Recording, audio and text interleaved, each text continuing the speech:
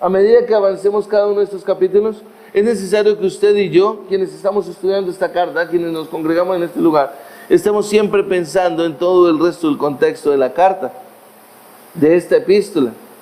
Y lo que vemos acá al comenzar precisamente el apóstol Pablo es una cálida recomendación para el portador, digámoslo así, de la epístola, y una igualmente cálida y singular bendición. ¿Cuál es? Darnos cuenta de que en todas las sesiones precedentes el apóstol Pablo lo que ha hecho es describir la salvación como un hecho real, ¿sí?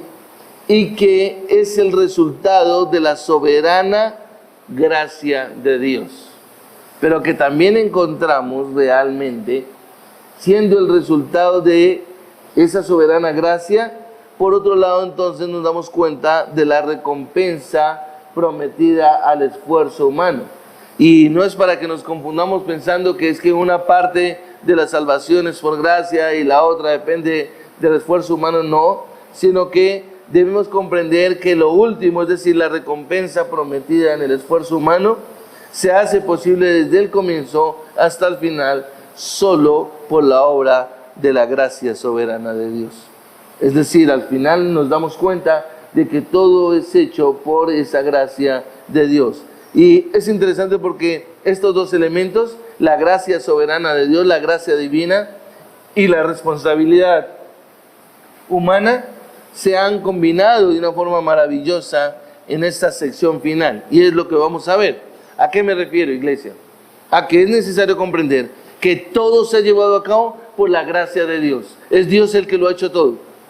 Pero aquí encontramos la responsabilidad humana. Es decir, algo que el hombre tiene que hacer como resultado de lo que la gracia de Dios ha hecho en esta persona o en este creyente. Entonces, lo que tenemos que darnos cuenta es que el hombre debe equiparse, prestar atención a sí mismo, con un atuendo, ¿sí?, de armas completo. Es decir, él es quien debe ponerse ese atuendo. Y esto es necesario empezar a comprenderlo.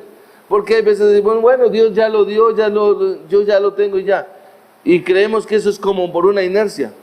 Pero es necesario que comprenda que es también Él mismo quien debe hacer uso de toda esa armadura. Es decir, Dios lo ha dotado, Dios le ha entregado esa armadura, pero realmente el creyente tiene que usar esa armadura. Es decir, ahí es donde cabe la responsabilidad humana. Ahora, no obstante, las armas, podríamos decir, llevan el nombre de toda la armadura de Dios. Todo está provisto o ha sido provisto por Dios. Es Dios quien las ha forjado, estas armas de las que vamos a estar hablando y de la cual nos llevará algunos domingos para estarlo mirando con calma. Es Dios el que las ha forjado. Pero necesitamos también comprender que es Dios el que las da. Y escucha esto. En ningún instante el hombre es capaz de usarlas efectivamente si no es por el poder de Dios. Es decir, que no es que cualquiera las tome, que cualquiera diga, bueno, yo tomo como este grupo, como esta armadura y ya la puedo utilizar. No, requiere del poder de Dios. Perdón, estoy un poco molesto de la garganta.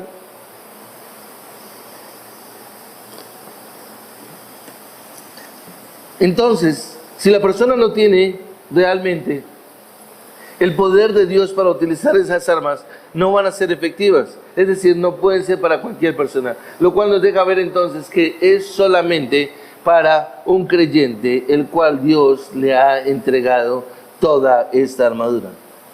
Y acá viene una pregunta que nosotros nos podemos hacer frente a esta porción de la Escritura. ¿Cuál es la razón? ¿Cuál es la razón para que se haga absolutamente indispensable echar mano a esta formidable armadura de la que estaremos hablando, tan especial, que sin ella, escúchenlo bien, no es posible la salvación? Es decir, es imposible más bien. Es tan esencial esta armadura que sin ella es imposible la salvación. Y ojo a la pregunta que estoy mencionando, que estoy haciendo. ¿Cuál es la razón? ¿Cuál es la razón para que se haga absolutamente indispensable echar mano a esta formidable armadura? Que es tan importante, tan necesaria, tan esencial, que sin ella es imposible la salvación. Y podría decir, o sea que no hay salvación todavía. No, yo no estoy hablando de eso. La respuesta es para que nosotros podamos entender y comprender lo siguiente. Es que la iglesia tiene un enemigo infernal empeñado en su destrucción. Ahora, si usted tiene un claro concepto de lo que es la iglesia, sabe que entonces esa descripción está apuntando hacia usted, si es un creyente. Satanás es ese enemigo infernal que está empeñado en destruirlo a usted y destruirme a mí, como parte de la iglesia o como somos la iglesia. Y lo que el apóstol Pablo comienza con una exhortación aquí que es bien interesante, es una exhortación final, es extraordinaria la exhortación que el apóstol Pablo hace aquí. Y comienza hablando de la eficacia que tiene esa armadura. Y obsérvalo porque él lo hace en el versículo 10 cuando él dice: por lo demás, fortaleceos en el Señor y en el poder de su fuerza. Y la palabra fortaleceos aquí en el griego es la palabra en dinamo, de donde proviene la palabra dinamo, o lo que genera la potencia. Es decir, nos está mostrando que realmente es necesario ser fortalecido en el Señor, pero también por el Señor. Todo está centrado en Cristo. Por eso él dice: en el Señor y en el poder de su fuerza. Y aquí la palabra poder es kratos en el griego, que está haciendo la misma referencia y viene de la misma raíz de fortalecer, o sea, en dinamo, sino que en la palabra poder aparece la palabra dinamo, lo que genera, lo que da poder precisamente. ¿Y por qué hago referencia a esto, mis amados? Porque es fundamental darnos cuenta que es única y exclusivamente en Jesucristo que una persona puede llegar a tener el poder para hacer efectiva el uso de esa armadura que Dios le ha entregado. Y es el ejercicio o manifestación del poder del Señor lo que realmente constituye el fuerte poder para los creyentes. Es solamente en el poder de Cristo Jesús. Es lo que Dios ha hecho. Es lo que Cristo realmente ha llegado a hacer por nosotros como creyentes. Lo que verdaderamente nos va a permitir a nosotros tener un poder. En este sentido, muchas veces nosotros pensamos, o la gente cree: yo también tengo poder y sí, yo puedo hacer las cosas. Y yo no necesito ir a la iglesia como usted para hacer lo que realmente entiendo, algo conozco. Pero realmente lo que esta persona no comprende es que la Escritura nos deja ver que separados de Cristo, una persona no puede hacer absolutamente nada. Nosotros como cristianos entendemos que separados de Cristo no podemos hacer nada. Usted recordará en Juan capítulo 15, versículo 1 al 5, quiero leerlo rápidamente para recordarles. Juan capítulo 15, versículo 1 dice: yo soy la vid verdadera y mi Padre es el viñador. Todo sarmiento que en mí no da fruto lo quita, y todo el que da fruto lo poda, el que da fruta lo poda para que dé más fruto. Vosotros estáis limpios por la palabra que os he hablado. Permaneced en mí y yo en vosotros. Como el sarmiento no puede dar fruto por sí mismo si no permanece en la vid, así tampoco vosotros si no permanecéis en mí. Versículo 5: yo soy la vid, vosotros los sarmientos, y el que permanece en mí y yo en él ese da mucho fruto, porque separados de mí nada podéis hacer. Entonces nos está poniendo una condición, y es que nosotros necesitamos estar pegados a el generador de poder, valga el punto aquí. Y ese generador de poder es Cristo Jesús. Es decir, nosotros necesitamos estar en Cristo Jesús. Y el creyente en Cristo tiene el poder para mantenerse firme frente a los ataques de Satanás y sus aliados. Y es por eso que en esta mañana vamos a ver dos motivos por los cuales el creyente tiene la responsabilidad de obedecer para estar firme en la vida diaria. Vamos a ver en esta mañana dos motivos por los cuales el creyente tiene la responsabilidad de obedecer para estar firme en la vida diaria. Número uno, el primer motivo es porque ha sido revestido por Dios. Y lo veremos en el versículo 11. Ha sido revestido por Dios. Versículo 11. Y número dos, el segundo motivo, porque la batalla es espiritual. Versículo 12. Vamos a entrar de lleno al punto número uno. Y el primer motivo que encontramos acá es porque ha sido revestido de Dios. El versículo 11, observa en nuestra versión, dice: revestidos con toda la armadura de Dios para que podáis estar firmes contra las insidias del diablo. Usted encontrará en la versión Reina Valera que dice vestidos simplemente. Pero no hay ningún problema realmente. Aquí lo que buscamos es que con el fin de aprovechar todo el poder de la fuerza del Señor, el creyente debe vestirse de toda la armadura de Dios, es lo que nosotros tenemos que comprender.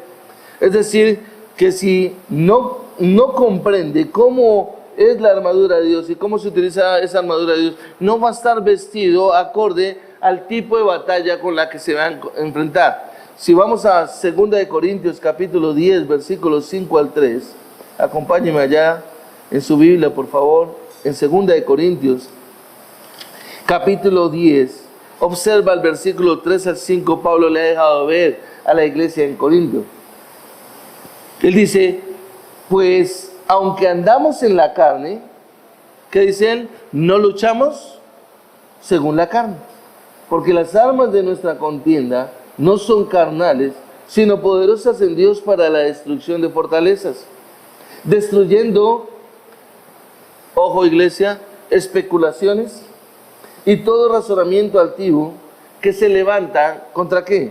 Contra el conocimiento de Dios, y poniendo todo pensamiento en cautiverio a la obediencia a Cristo.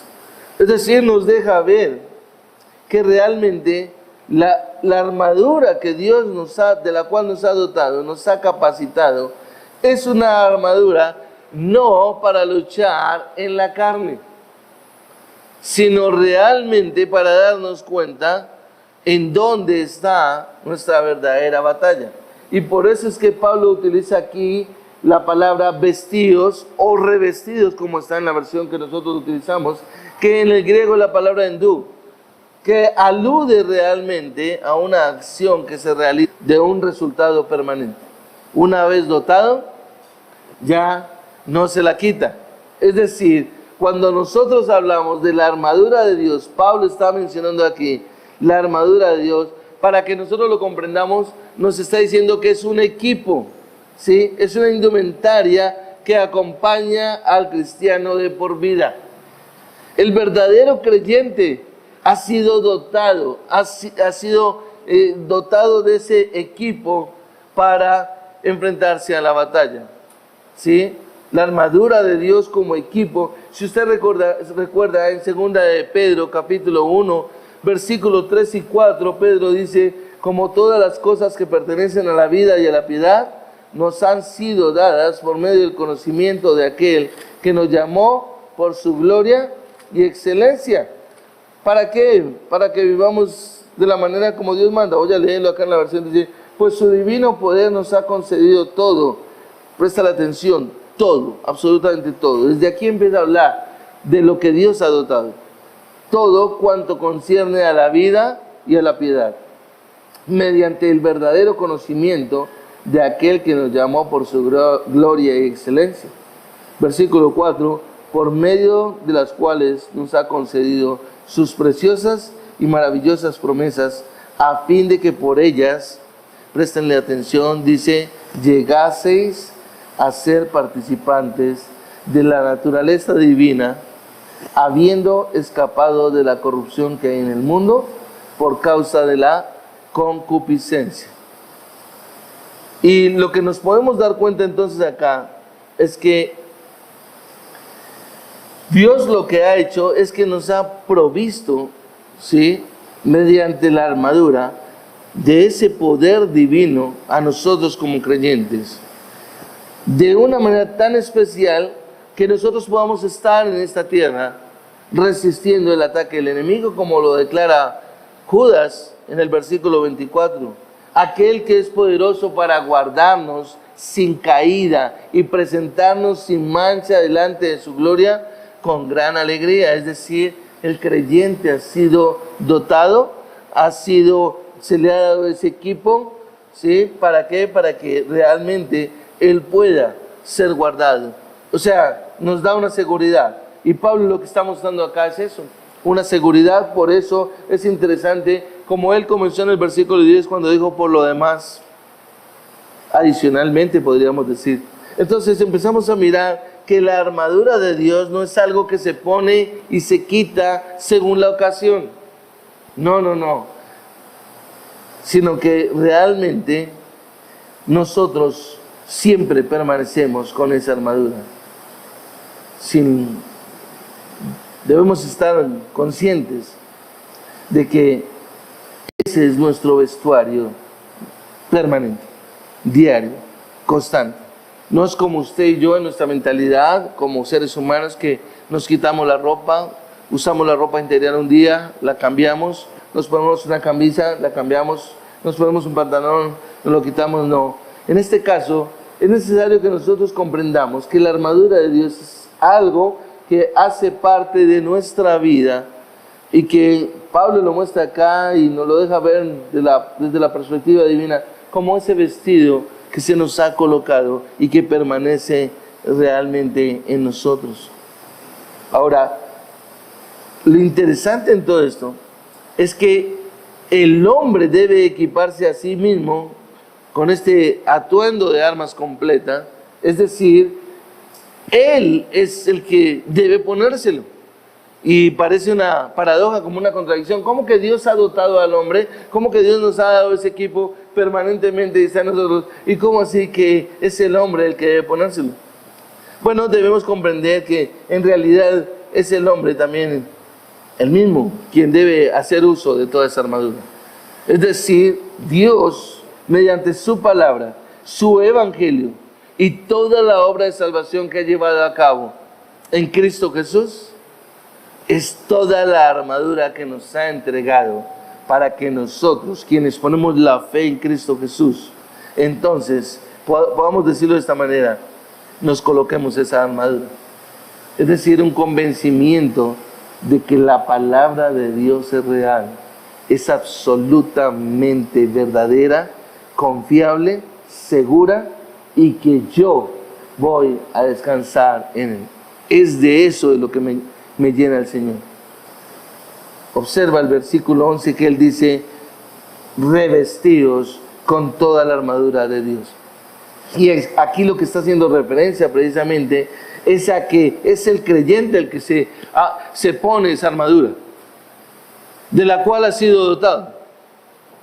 Y recuerdan que yo les dije que para entender esto realmente siempre mi mente debe estar pensando en todo el contexto de la carta a los Efesios. Porque es lo que Dios ha hecho, porque es lo que Dios ha declarado, que ha llevado a cabo en los capítulos 1, 2 y 3. Y por supuesto, de lo cual yo vengo aplicando o estoy trabajando en ello en los capítulos 4, 5, 6 y acá en la parte final. Y es interesante porque estas dos, digámoslo así, obras maravillosas que Dios ha hecho, que es concedernos su gracia para obtener esa salvación preciosa, para recibir esa gracia preciosa, y por supuesto el ver cómo nosotros como creyentes debemos actuar y ponernos realmente ese equipaje, digámoslo así, en nuestra vida, esa armadura para poder verdaderamente enfrentarnos ante el enemigo. Entonces podemos darnos cuenta que es claro que el poder de Dios en Cristo es infinitamente superior al de Satanás y al de sus aliados. Es decir, acá voy a comprender que realmente dentro de la soberanía de Dios y de lo que Dios ha hecho en esa salvación tan preciosa, por medio de nuestro Señor Jesucristo, realmente nosotros sí podemos llevar una vida completamente diferente. Llevar una vida acorde a lo que Dios ha establecido. Ahora, recordemos, mis amados, que lo que ya Pablo está mencionando acá es que realmente el hombre en Cristo Jesús, y cuando digo hombre me refiero a hombre y mujer, han sido restaurados en su parte espiritual a la imagen perfecta que Dios había creado antes de la caída, ¿sí? Ahora, como ya lo mencioné, ¿cuál es la razón para que se haga absolutamente indispensable echar mano a esta formidable armadura tan esencial y que sin ella es imposible la salvación? ¿Cuál es? ¿Cuál cree usted? Bueno, realmente recuerda que tenemos un enemigo y ese enemigo está mirando cómo destruirnos. Realmente, cuando nosotros miramos desde un ángulo de la responsabilidad humana, y esto es necesario que lo tengamos en cuenta, es aún posible decir que no solamente es una batalla particular, sino que es una guerra feroz que, escúchalo bien, será perdida a menos que haya un esfuerzo por parte de nosotros. La victoria en Cristo está asegurada, pero la batalla que nosotros, a la cual nos enfrentamos cada día, la podemos perder si no utilizamos de manera correcta la armadura que Dios nos ha entregado. En el consejo divino de Dios, en el consejo perfecto de Dios, desde la eternidad pasada, estamos seguros de que lo que Dios ha hecho no fallará, jamás fallará. Pero también debemos saber que es verdad que en el plan de Dios, desde la eternidad, quedó establecido que la victoria sería concedida única y exclusivamente a aquellos que vencieran. Y la palabra nos lo deja ver. Si usted me acompaña a Apocalipsis capítulo 2, versículo 7, acompáñame allá. Es una batalla. Y no es una batalla por nuestra salvación, no estoy hablando de nuestra salvación, sino es la batalla feroz en la que nos encontramos día a día. Y observa lo que dice Apocalipsis capítulo 2, versículo 7, dice la Escritura: el que tiene oído, oiga lo que el Espíritu dice a las iglesias. Al vencedor le daré a conocer el árbol de la vida que está en el paraíso de Dios, al vencedor. Versículo 11. El que tiene oído, oiga lo que el Espíritu dice a las iglesias. El vencedor no sufrirá daño de la muerte segunda. Versículo 17. El que tiene oído, oiga lo que el Espíritu dice a las iglesias. Oiga lo que el Espíritu dice a las iglesias. Al vencedor le daré del maná escondido y le haré una piedrecita blanca y grabado en la piedrecita un nombre nuevo, el cual nadie reconoce sino aquel que lo recibe. Es decir, siempre habla de aquel que es vencedor. Los vencedores son los conquistadores. ¿A fin de conquistar qué? Debemos luchar. Y no es nuestra salvación, porque la salvación nos ha sido concedida, sino realmente lo que está refiriéndose es a perseverar en el camino. Y Pablo posiblemente se inspiró al mencionar la armadura de Dios en un soldado romano al cual él estaba atado, como nos dice, él estaba en la cárcel cuando escribió esta epístola, y dice que él estaba en cadenas junto a un soldado romano, es lo que se menciona, y de que él estaba atado a ese soldado romano, y tal vez cuando él empezó a escribir esta epístola, y obviamente ir al final, se inspiró en ver a ese soldado. Observa el versículo 17 cuando él dice: estad pues firmes, ceñida vuestra cintura con la verdad, revestidos con la coraza de la justicia, calzados los pies con el apresto del evangelio de paz. Versículo 17, en todo tomando el escudo de la fe, con el que podréis apagar todos los dardos encendidos del maligno, y tomad el yelmo de la salvación, que es el casco, y la espada del Espíritu, que es la palabra de Dios. Entonces nos deja ver en esa analogía que él se inspiró tal vez al estar con ese soldado romano en cadenas, amarrado a él, una situación no fácil, y Pablo realmente explica en estos versículos cómo la armadura de Dios del creyente le va a equipar más allá de los hechos iniciales y básicos del Evangelio. Es decir, le va a permitir entender y comprender una vida mucho más en profundidad en la victoria que Cristo Jesús ha llevado a cabo. Y se convierte realmente en la única manera de vivir una vida obediente. Es decir, si el cristiano no está armado, si no está bien con la armadura de Dios, que Dios le ha dotado, realmente va a ser muy difícil llevar una vida obediente. Va a ser difícil llevar una vida dominada por las Escrituras y llena del poder del Espíritu. De tal motivo que realmente cada uno de nosotros podamos estar en la capacidad de mantenernos firmes. Ahora, es interesante, iglesia. ¿Por qué?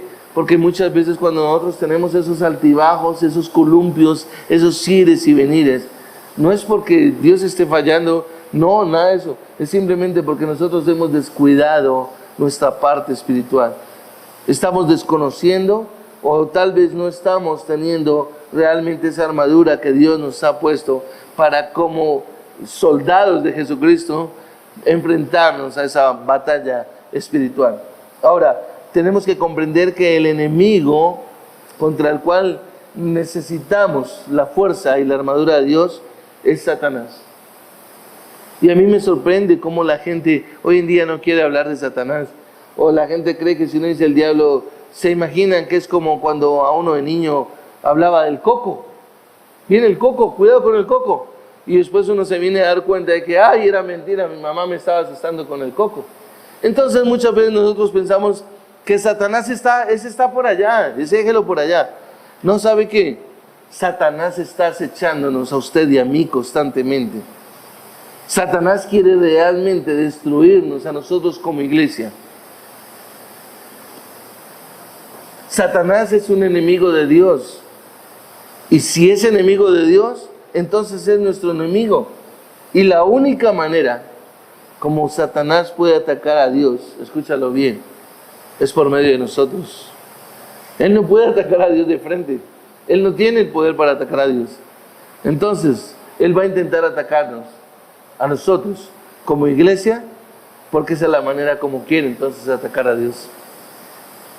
Si nosotros no tenemos en cuenta esto, entonces nosotros caeremos precisamente en las garras de Él para Él deleitarse. Y por eso nosotros podemos estar seguros de que siempre está dispuesto a acecharnos y a atacarnos, valga la redundancia, con sus acechanzas.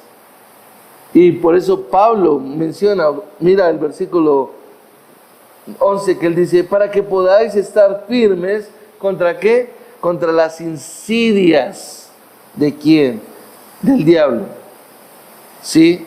Contra las acechanzas, podemos tomar aquí la palabra también, contra las acechanzas del diablo. Ahora, es interesante que nosotros miremos a qué se refiere con esa palabra insidias o acechanzas. La palabra acechanzas es la palabra metodia, que es un término del cual se deriva la palabra método o concepto de sagacidad, de perfidia o de engaño. Es decir, Satanás siempre está tratando de engañar, Satanás siempre está tratando de generar ahí como el engaño. Y es interesante porque esta palabra solo se encuentra aquí y en el capítulo 4, versículo 14, si usted lo recuerda, cuando Pablo dice en el versículo 14, para que ya no seamos niños sacudidos por olas y llevados de aquí para allá, por todo viento de doctrina, por la astucia ¿de quién? De los hombres, por las artimañas engañosas del error. Esas son las acechanzas, esas son las artimañas que Satanás siempre está ahí. Y el término realmente se usaba con frecuencia para hablar de un animal salvaje que está acechando con cautela y luego se lanza de forma inesperada sobre su presa. Es a eso. Cuando decimos Satanás está al acecho. Y eso es lo que está haciendo siempre Satanás, acechando nuestras vidas, mirando por donde, como dice uno, le damos papaya. Y tenemos que tener cuidado, mi amado, porque realmente creo que cuando nosotros hemos bajado la guardia, cuando nosotros hemos descuidado, no que nos quitemos la armadura, porque es que no se puede quitar, no es algo que uno se quite como creyente, sino que Dios nos ha dotado. pero yo la descuido realmente, entonces es donde Satanás me acecha, es donde Satanás me va a atacar. Y él sabe que si logra atacarnos a alguno de nosotros, pues va a atacar toda la iglesia. ¿Usted sabe quién es el primero que se goza y se está frotando las manos cuando la iglesia está peleando? Cuando la iglesia está dividiéndose, cuando la iglesia está en chismes y murmuraciones, cuando la iglesia está ahí como que yo la tengo contra fulano, contra sutano, o ese no me cae bien, o esta se cree mejor persona, o no me gusta cómo maneja las cosas. El que se está frotando las manos es Satanás. Es él. Él es el que está feliz, porque él sabe que está generando discordia. ¿Sabe por qué? Porque él sabe que si logra atacar la iglesia y permearla, va a tener la victoria. Y nosotros como creyentes hemos caído en eso. Hemos caído en dejarnos llevar. Mira que Pablo claramente muestra en 2 Corintios capítulo 10, versículo 3, que dice que no luchamos contra la carne. Bueno, aquí también él lo muestra, aquí en el versículo 8, cuando dice, porque nuestra lucha no es contra sangre y carne, sino contra principados y potestades, contra los poderes de este mundo. Es decir, Pablo está dejando ver claramente. Pero la iglesia del Señor ha caído en un tiempo donde está peleando. A mí me molesta fulanito, a mí me incomoda sutanito, es que no lo puedo ver, no me gusta, yo como que mejor me voy de este lugar, yo como que más bien voy a ver cómo sacamos a esta persona de este lugar. Y no nos estamos dando cuenta que Satanás está utilizándonos como instrumentos de él, cuando realmente no le pertenecemos a él. Las acechanzas malignas de Satanás son fabricadas por él con base a la estrategia del engaño que ya lo he mencionado. Y las escrituras nos hablan con claridad acerca de la existencia muy real de la persona de Satanás. La Biblia nos deja ver claramente que en algún tiempo, realmente, este fue un ángel principal, el querubín, el ungido, el lucero de la mañana, que lucía con esplendor las joyas de la belleza creada. Hasta que nos dice que se rebeló contra su creador e intentó usurpar el poder y la gloria. Y hay algo bien interesante, mi amado, porque la escritura nos deja ver que usted y yo le queremos quitar la gloria a Dios, que cuando usted y yo no obedecemos a la palabra de Dios, nosotros le estamos quitando la gloria a Dios, y nosotros no lo vemos tan grave. Cuando nosotros decimos bueno, está bien, el pastor enseñó eso, bueno, sí, la escritura lo dice, pero yo lo voy a hacer de esta manera. Cuando yo actúo de esa manera, le estoy quitando la gloria a Dios. Pero el peligro de eso no es que yo, pues sí, pequé, claro. No, lo que no me estoy dando cuenta es que realmente es el reflejo de lo mismo que hizo Satanás cuando se rebeló contra su creador y quiso usurpar su poder y su gloria. Es decir, me estoy pareciendo a Satanás o estoy actuando igual que Satanás. Y aquí la cuestión o la pregunta es, ¿eres hijo del diablo o eres hijo de Dios? Si usted está tomando nota, Isaías 14, 12 al 17, no lo leemos por falta de tiempo, nos habla de eso. En Ezequiel capítulo 28, versículo 1 al 10, o en Apocalipsis capítulo 12, versículos 7 al 9. Ahora, lo interesante de comprender y de tal vez nosotros meditar, wow, ¿yo por qué me estoy comportando igual que Satanás? Yo no me debo comportar igual que Satanás. Cuando nosotros queremos y estamos pensando en nosotros, denme a mí, háganme a mí, pónganme a mí, estamos actuando igual que Satanás porque queremos usurpar la gloria de Dios, porque realmente es Dios el que se merece la gloria, es Dios el digno de llevarse el honor y la alabanza y la exaltación. Pedro, Pablo, Santiago y Juan, en sus escritos, y aún el autor de Hebreos, hablan de cómo Él es un ser con personalidad. Si usted mira en Romanos capítulo 16, versículo 20, voy a mencionarlo rápidamente, Pablo dice, y el Dios de paz aplastará pronto a Satanás debajo de vuestros pies. ¿Sí? Es un ser con personalidad. En 2 Corintios, ahí mismo capítulo 11, 2 Corintios capítulo 2, versículo 11. 2 Corintios 2:11 dice la Escritura acerca de Satanás. Para que Satanás no tome ventaja sobre nosotros, pues no ignoramos sus ardides. Es decir, podemos darnos cuenta que Él es identificado como el gran dragón, el león rugiente, el tentador, el acusador. El espíritu que opera ahora en los hijos de desobediencia, dice Pablo en Efesios capítulo 2, versículo 2. Ahora, la cuestión entonces es que nosotros tenemos que pensar que este es un enemigo real, un enemigo con el cual tenemos que tener mucho cuidado. Este arcángel caído y sus ángeles caídos que se convirtieron en demonios son los que están o han estado tentando y corrompiendo la humanidad desde la caída. Y realmente si ellos son los que están tentando a la humanidad caída, a todos aquellos que desde después de Adán y Eva realmente han nacido en desobediencia y en pecado. Entonces este enemigo realmente es un enemigo temible, taimado, sagaz, astuto, poderoso, pero no podemos ignorar que también es invisible, ¿sí?, contra cualquier ser humano. No lo podemos ver, no sabemos que viene. No podemos decir, ay, aquí viene Satanás y ya me... No, a veces le decimos a las personas, uy, aquí viene Satanás, la India esa que me molesta. No, no, no. Mis amados, acá nos está hablando de algo espiritual. ¿Y por qué hago el énfasis en que este enemigo es poderoso e invisible? ¿Saben por qué?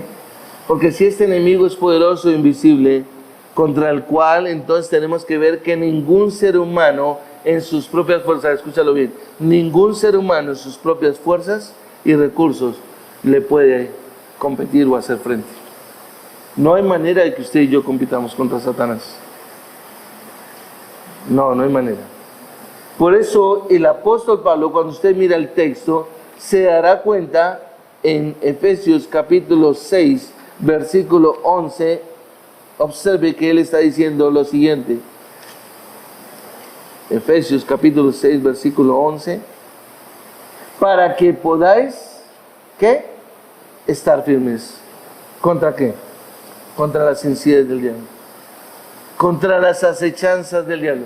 Es la única manera para nosotros poder estar parados frente a las acechanzas del enemigo, es estar realmente equipados con la armadura de Dios.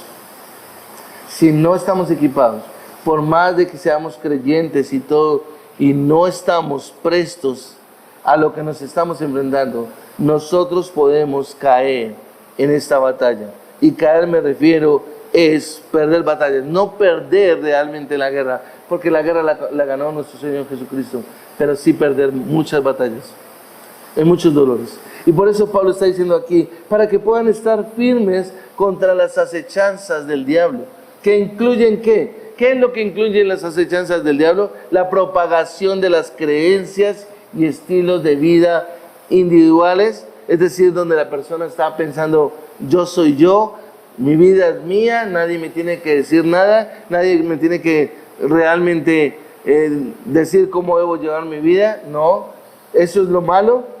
Aquellas personas que no aman a Cristo, entonces realmente no van a estar sujetas a su palabra, no van a estar con la mente puesta en el Evangelio de Dios, sino que van a pensar es, yo puedo salir adelante, yo amo a Dios a mi manera y yo sé que Dios me enseña, pero no hay ningún problema. Y pueda que sea salvo realmente la persona, pero va a tener sufrimientos y va a tener caídas. Y las mayores derrotas de batallas es por nuestra desobediencia a la palabra de Dios.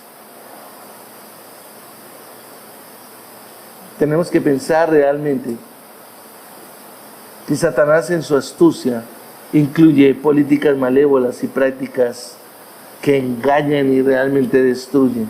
Incluye realmente las dudas puestas en las mentes, aún de los creyentes. Escúchalo bien. No que nosotros seamos poseídos. Un verdadero creyente no puede ser poseído por Satanás. Pero escúchalo bien. Pero Satanás sí puede influenciar en nuestras mentes. Nos puede llegar, y lo ha logrado, y lo ha llevado, y por experiencia se los digo, mis amados, y porque lo he vivido en lo personal, a llevarnos a ser instrumentos de Él. ¿En qué? En el odio, en la rencilla, ¿sí? En creer que las personas que están a nuestro alrededor son nuestros enemigos y que son a ellos a los que nosotros tenemos que enfrentar. Y no darnos cuenta que realmente es Él. ¿Para qué? ¿Cuál es el propósito? Precisamente alejarnos de la confianza de nuestro Padre Celestial, del Padre Santo, amoroso y bondadoso que es. Mira, un texto que debería estar en nuestras mentes constantemente es 2 Corintios 10, ya lo leímos una vez, pero permíteme, lo volvemos a leer. Capítulo 10, versículo 3 al 5. Pues aunque andamos en la carne, 2 Corintios dice, pues aunque andamos en la carne, no luchamos según la carne. Es que no luchamos según la carne. Si yo tengo conflicto con alguien, si alguien me está presionando, si alguien me está llevando a algo, la lucha no es con él. Y observa el versículo 4 que él dice, porque las armas de nuestra contienda no son carnales, sino poderosas en Dios para la destrucción de fortalezas.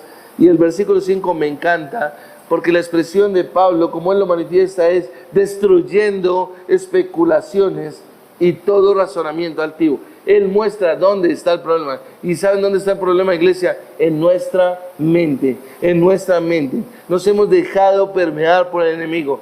Pero ¿sabe qué? Si el enemigo ha permeado nuestra mente, es porque nosotros hemos descuidado una porción de la armadura de Dios, que es el yelmo, el casco, que Pablo menciona después, posteriormente lo estudiaremos como el yelmo de la salvación.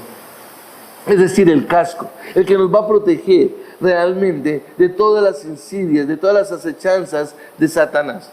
¿Sabe qué?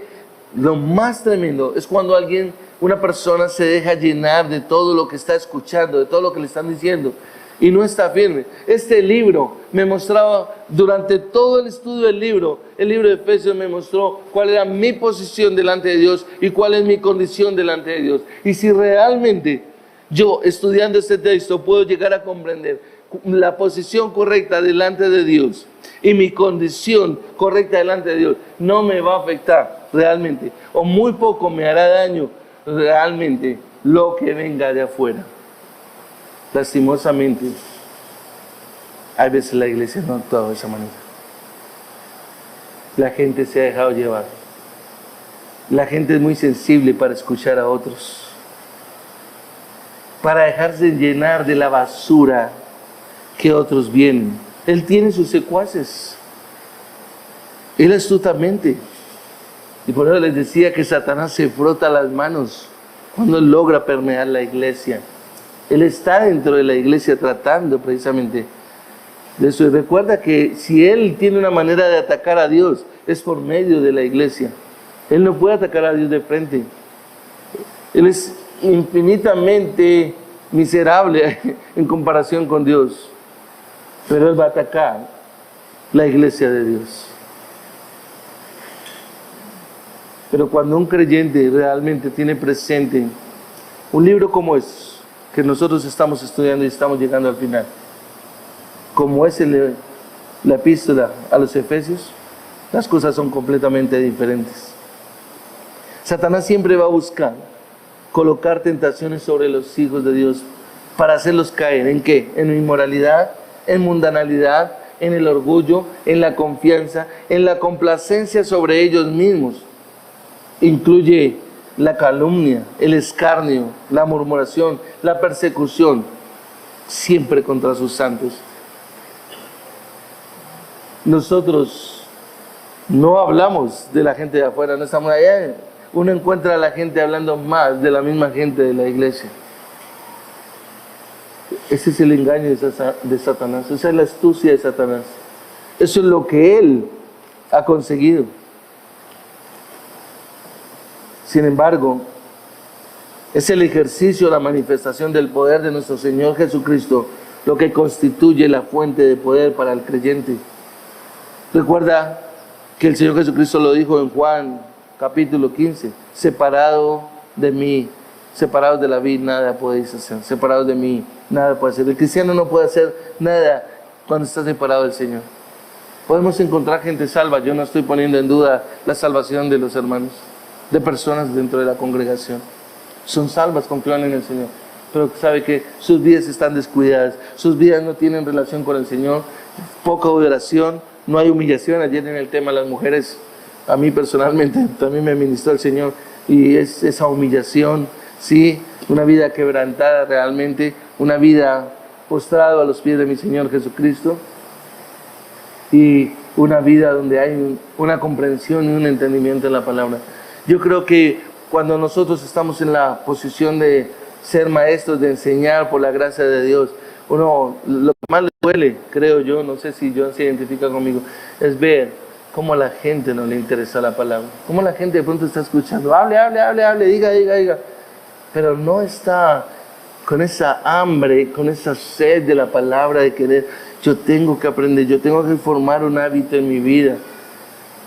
El Señor por su gracia me está permitiendo coordinar un grupo en otro país de líderes, y me doy cuenta que todos sufren lo mismo que aquí, inconstantes, no terminan sus clases, no llevan a cabo las lecturas, no presentan los trabajos.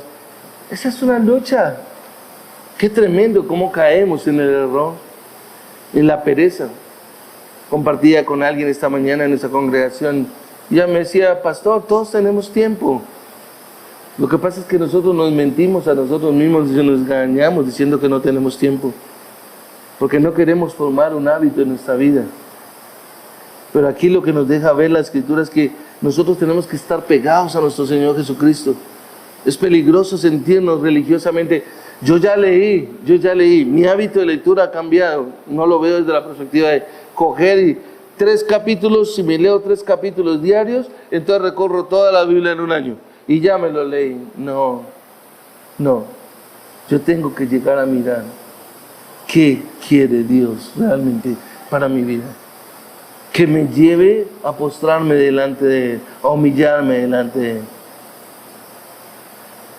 Solamente el creyente en una estrecha relación con su Señor puede hacer todo lo que es necesario en cuanto a la palabra de Dios. Por eso fue que Pablo dijo, todo lo puedo hacer en quien infunde el poder en mí. Parafraseándolo un poco en Filipenses capítulo 4, versículo 13, o 2 Corintios 12, 9. La razón es que el poder del Señor es infinito. Acuérdate esa palabra en dinamó, en el griego, fortaleceos, que es el versículo 11 acá. Fortaleceos. Necesitas estar pegado a la potencia, al generador, al que te da la potencia. Si te descuidas, mi amado, lo siento, no pierdes tu salvación. Pablo lo deja ver en 1 Corintios. No estamos hablando de que la salvación se pierde, la salvación no se pierde.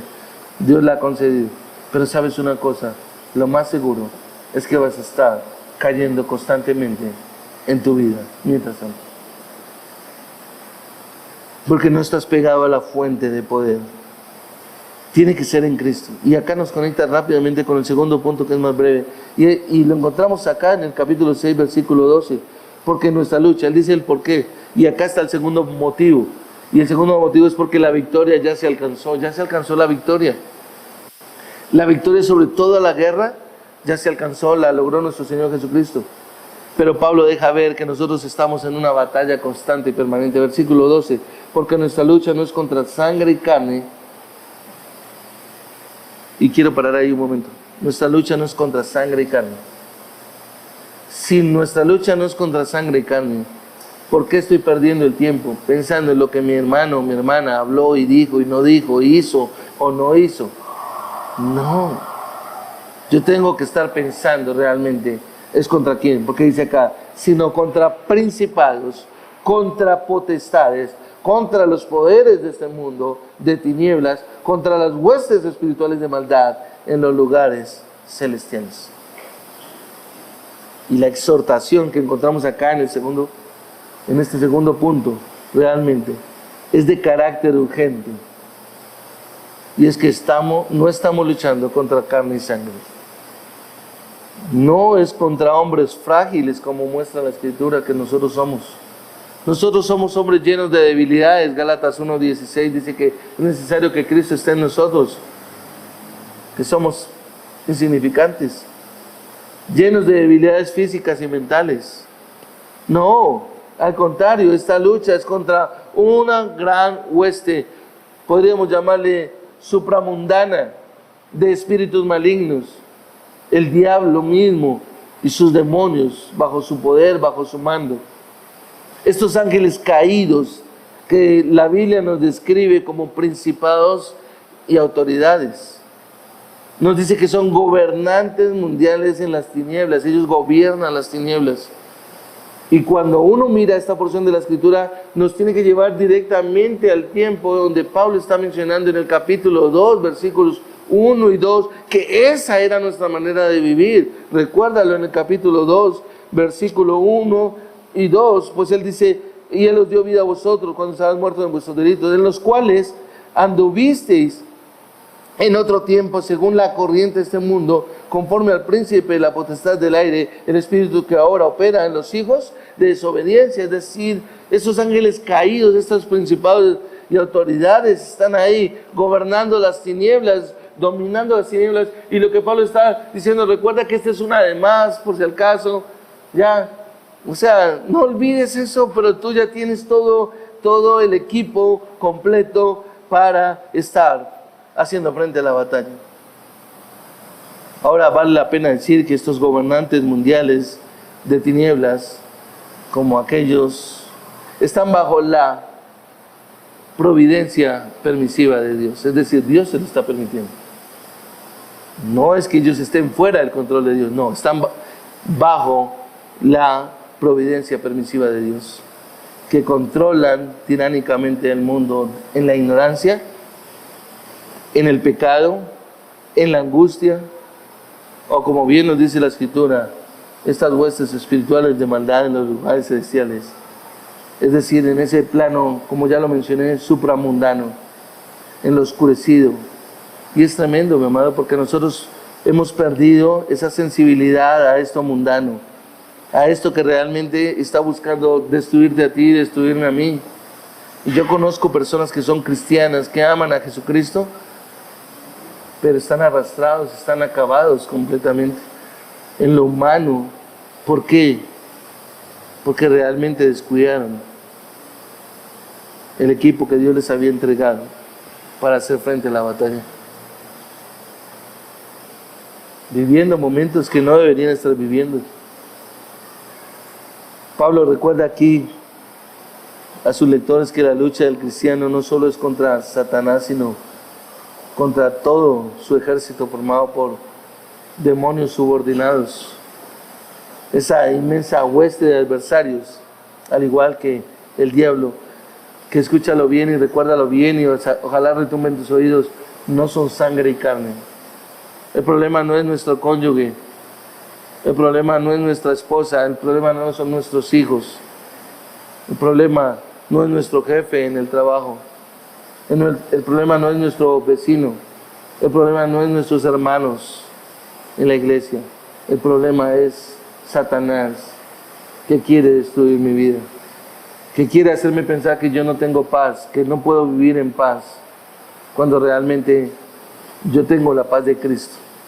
Estoy en paz con Dios y estoy en paz con mis hermanos, porque Cristo tumbó la pared de enemistad que había. Qué tremendo. A veces olvidamos todo eso. Nuestro enemigo más grande no es el mundo, iglesia. No es este mundo corrupto, no es este mundo malvado que estamos viendo, sino el mundo que no vemos. Ese es nuestro enemigo. Sin embargo, la Biblia nos está diciendo cómo nosotros podemos revestirnos para enfrentar ese mundo que no vemos.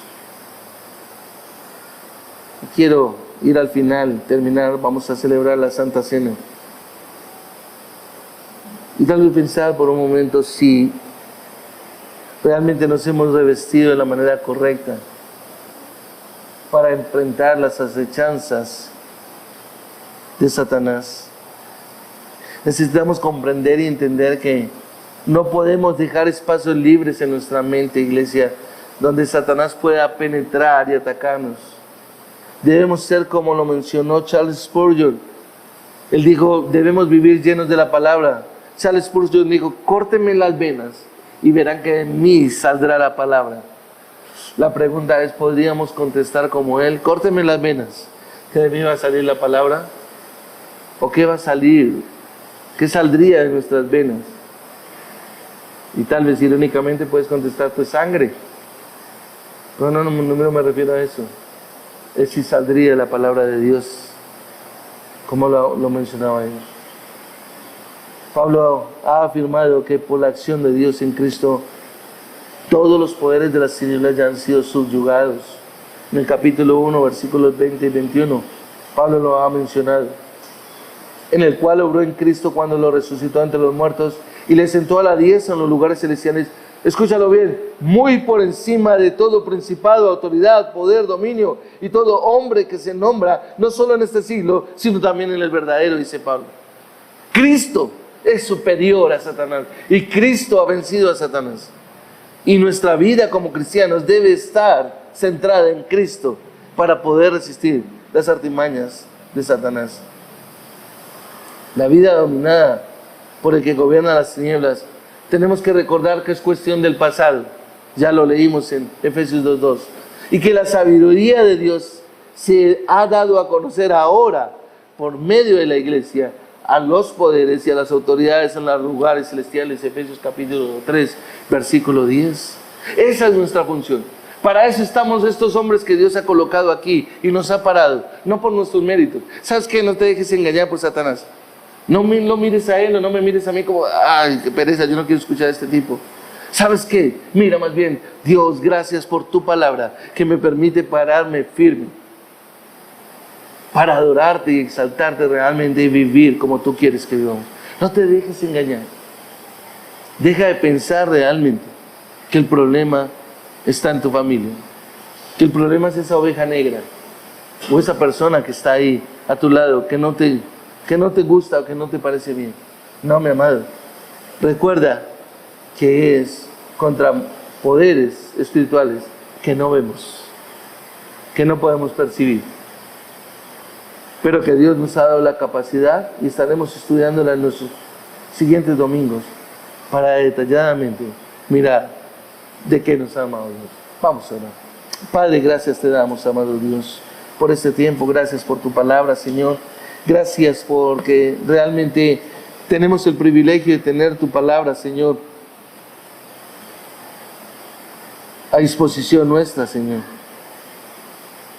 Y un libro tan maravilloso como este que estamos estudiando, que nos deja ver completamente en la función como iglesia, cómo nosotros podemos llegar a adorarte a ti, darte la gloria, exaltarte, Señor. Cómo entre nosotros como creyentes, Señor, ser capacitados, ser enseñados, ser fundamentados en tu palabra, Señor.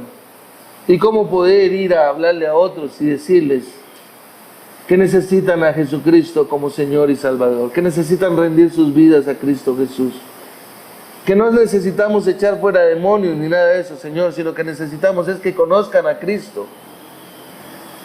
Padre, ayúdanos a que nosotros podamos realmente abrir nuestros labios y hablar de Cristo, predicar a Jesucristo, anunciar a Jesucristo, anunciar las buenas nuevas de salvación. Que nosotros seamos una iglesia, Señor, que verdaderamente podemos identificar claramente que nuestro enemigo no es mi hermano el que está a mi lado, sino que mi enemigo realmente es Satanás y que literalmente nos quiere destruir. Padre, gracias. Gracias por tu palabra. Te damos gloria y honra en Jesucristo tu Hijo. Amén.